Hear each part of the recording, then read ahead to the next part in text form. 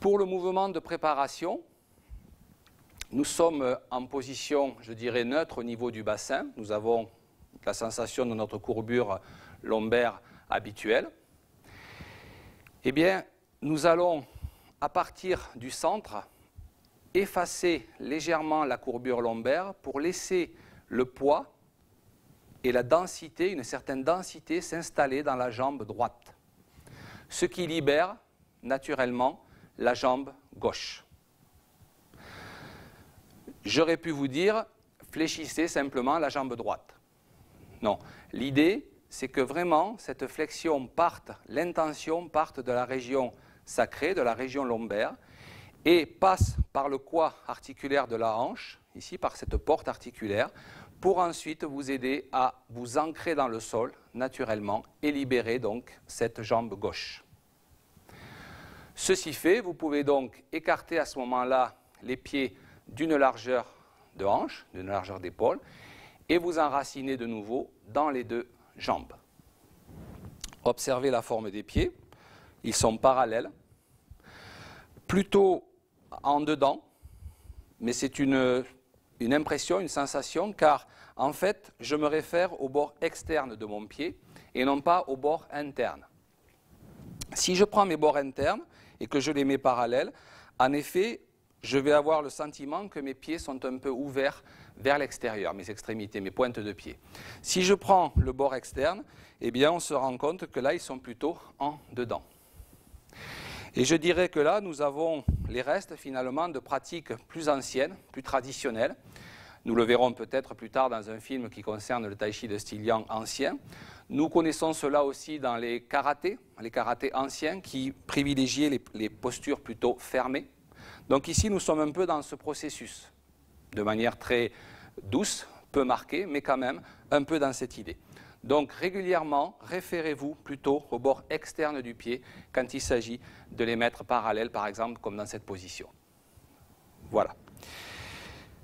Donc je reprends mes explications par rapport à la préparation. Nous sommes ici en position naturelle au niveau du bassin. Nous laissons donc la région lombaire se décambrer légèrement pour aller chercher la terre très fort dans la jambe droite afin de pouvoir déplacer son pied gauche. Et quand vous êtes ici, quand vous avez posé le pied gauche sur la pointe, votre bassin s'est remis en antéversion légèrement, c'est-à-dire basculer en arrière. Et au moment où vous voulez ancrer vos deux pieds, eh bien, il faut encore une fois que ça vienne du bassin, de la région sacrée, lombaire, coccyx, sacrum. Et là, vous êtes donc de nouveau en rétroversion. Mais j'insiste, il ne s'agit pas d'une rétroversion forcée. Le fameux poids accroché au coccyx fait son œuvre à ce moment-là pour vous aider à vous ancrer dans le sol. Une dernière fois. Relâchez la région du sacrum, descendez dans la jambe droite, libérez le pied gauche, posez sur la pointe, laissez revenir le bassin en avant, en antéversion, rétroversion du bassin pour vous installer en douceur dans vos deux jambes. Et là, vous avez un ancrage équilibré donc dans les deux pieds. À partir de là, nous allons commencer le mouvement de l'ouverture. Le mouvement de l'ouverture consiste à élever les bras devant soi, comme ceci, en respectant la largeur des épaules, pour amener ses mains à hauteur des épaules. À hauteur des épaules, on dit que les doigts se dressent et ensuite les paumes s'abaissent en appuyant vers le sol.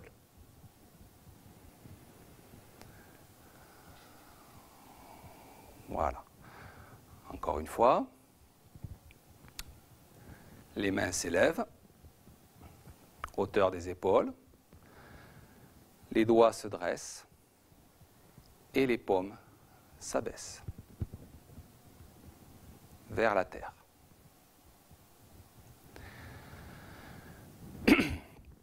Observez ici la façon dont les mains s'élèvent. Il y a l'idée de tenir comme une sphère entre les mains, comme une sphère entre les bras. Et ici, on lâche en fait le ballon, il y a une légère spirale, les doigts se dressent et ensuite les paumes sont vraiment dirigées vers le sol au moment où l'on redescend. On s'appuie réellement sur la terre au final. Voilà, les points importants sur ce mouvement, concernant les bras bien sûr, sont le fait de ne pas monter les épaules pendant que vous montez vos bras. Bien au contraire, il faut que cette zone soit totalement détendue. Ensuite, respectez la largeur des épaules. À partir de là, si vous écartez trop sur le côté ou si c'est trop resserré vers le centre, le mouvement est moins juste. De même qu'il ne faut pas de déséquilibre, d'asymétrie entre les deux mains. Elles sont bien ensemble, d'où l'intérêt de penser à tenir un ballon, par exemple, pendant la montée des mains. Au niveau de notre ancrage, eh bien, quand au départ du mouvement, nous avons le bassin en antéversion, c'est-à-dire basculé vers l'avant. Et au moment où les bras s'élèvent, finalement, c'est la rétroversion du bassin et le fait de décreuser la région des lombes qui envoie les bras vers l'avant et vers le haut. Et ici, petite subtilité, au moment où on dresse les doigts, le bassin repart en arrière, les reins se creusent de nouveau très légèrement, sans force, et ici, le poids fait son œuvre au niveau du coccyx, il tire le coccyx vers le bas, vers la terre, et vous ancre très fort de nouveau dans le sol. Vue de profil. Ici, les bras partent légèrement en arrière, le bassin sur l'avant, la région des lombes légèrement creusée. Ici, libérez la région des lombes, décreusez légèrement les lombes, laissez le coccyx descendre vers le sol et les bras monter vers le haut. Puis, laissez revenir la courbure lombaire et à ce moment-là, elle s'efface de nouveau au moment où j'appuie. Vers le sol. Je n'en parlerai pas pour chaque mouvement, mais cela a une incidence bien sûr quant à vos appuis. Un petit exemple ici. Quand votre bassin est en antéversion, c'est-à-dire basculé vers l'avant avec la région des lombes creusée, le poids tombe plutôt dans l'avant de vos pieds, dans la partie avant. Les deux coussinets du pied, du gros orteil, du petit orteil, les 5 orteils eux-mêmes. Et quand vous basculez le bassin et que vous effacez légèrement la région des lombes, eh bien, le poids passe plutôt dans les talons, je dirais le départ du talon, la racine. Et là, ça revient naturellement dans l'avant du pied, mais jamais totalement, bien sûr. Et là, ça revient dans le talon, mais là aussi, jamais totalement, plutôt dans le départ du talon, la racine. Voilà, donc nous voyons que ça a une incidence directe dans la voûte plantaire, et ce qui génère finalement un automassage naturel de la voûte plantaire. Et donc, encore une fois, cela renforce aussi la relation que l'on a à la terre à travers ses pieds. Et j'insiste, pour moi, le Tai Chi Chuan, c'est organiser ses mouvements à partir de ses appuis sur la terre. Ce que l'on pourrait appliquer finalement à la vie de tous les jours. Un être humain organise sa vie, doit organiser sa vie, devrait organiser sa vie à partir de ses appuis sur le sol, afin d'être beaucoup plus juste, beaucoup plus précis dans ses actes de la vie quotidienne, et surtout pour se nourrir réellement de l'énergie terrestre, qui est l'énergie primordiale, l'énergie yin, qui nous nourrit en profondeur, par comparaison à l'énergie du ciel, l'énergie céleste, qui est plutôt de nature yang.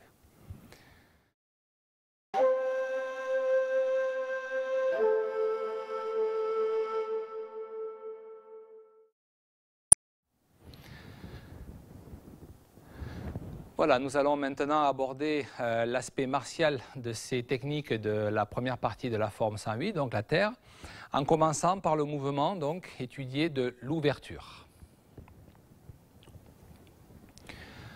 Voilà, ce mouvement donc, que nous avons vu en début de forme et que nous allons vous présenter sous plusieurs aspects, hein, tout en essayant de vous parler tout le temps de l'essence de ce mouvement, du principe essentiel de chaque application. Sur le premier mouvement ici, l'ouverture, l'idée est que mon partenaire vient pour saisir les deux poignets, tenter une saisie double des poignets pour immobiliser. Au moment où il vient vers moi pour saisir, la première règle ici est de créer un mouvement d'absorption au moment où je sens le contact de ses mains sur mes poignets. Mouvement d'absorption pour créer chez lui bien sûr un déséquilibre avant, de manière à pouvoir renvoyer la force vers lui sous forme d'onde pour le faire lâcher prise ou le faire repartir vers l'arrière. Donc double saisie des poignets, j'absorbe doucement et je renvoie. Une fois à vitesse réelle. Et je renvoie simplement la force donc sur le mouvement d'appuyer.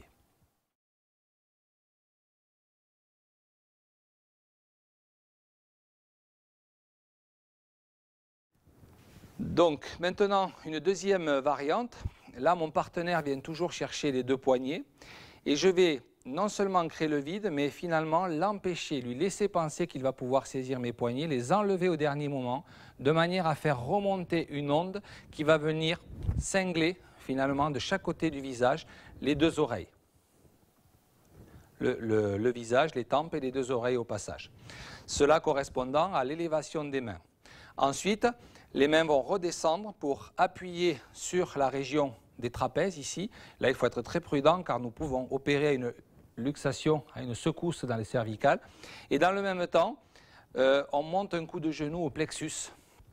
Comme je l'ai souvent dit dans la forme, il y a des techniques cachées dans le Tai Chi Chuan. Et bien dans l'ouverture, quand les mains s'abaissent, il faut savoir qu'il y a potentiellement des coups de genou directs qui peuvent émerger. Donc, ici, mon partenaire tente de saisir, je crée le vide, j'absorbe, je cingle le visage et je rentre au niveau du corps, donc du plexus, avec une secousse sur les trapèzes. Encore une fois. Et je rentre ici au niveau des trapèzes. Donc, vous voyez que là, les mains s'élèvent, deviennent carrément des techniques de boxe à ce moment-là.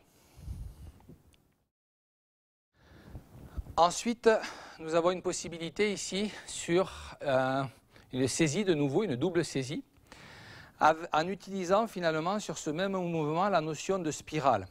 Au moment où les mains s'élèvent, là je considère que mon partenaire m'a vraiment saisi cette fois-ci, a pu émettre de la force dans sa saisie, et pour m'en débarrasser, je vais monter avec les mains à l'intérieur avec une forme de spirale très prononcée qui va changer ici au moment où les mains vont s'abaisser pour saisir les poignets et rentrer de nouveau mon coup de genou direct. Donc sur double saisie, toujours le phénomène d'absorption, le retour au visage avec la spirale à l'intérieur des mains, la saisie des poignets et la frappe au corps. Une autre possibilité, toujours sur des saisies effectives, va être de passer cette fois-ci, au lieu de passer en spirale vers l'intérieur, je vais passer en spirale vers l'extérieur et je suis toujours dans mon mouvement des mains qui s'élèvent. Si mon partenaire n'a pas lâché prise, bien évidemment au moment où je vais appuyer vers le sol, je vais effectuer une double clé de poignet. La possibilité étant de monter mon genou de nouveau au corps, mais aussi simplement de venir percuter sur son propre poignet. Donc je répète, toujours le phénomène d'absorption, la clé à l'extérieur, la frappe sur le poignet pour faire lâcher prise avec le genou. Une forme un peu plus dynamique, toujours sur une tentative d'étranglement. Pardon, maintenant sur une tentative d'étranglement, autant pour moi. Au moment où mon partenaire vient pour étrangler, l'élévation des mains sert finalement de bouclier de protection face à cette tentative d'étranglement. Et les mains en s'élevant vont venir littéralement boxer ses avant-bras. Toujours avec l'idée d'un cercle donc de protection de la gorge. Mon partenaire vient à la gorge, les bras s'élèvent et boxent intérieurement comme ceci, avec un cercle, les bras. Une fois à l'intérieur, les doigts vont venir piquer à la gorge, ce qui va créer une réaction et je vais pouvoir poursuivre de la même manière avec une frappe de genou et une saisie des cervicales.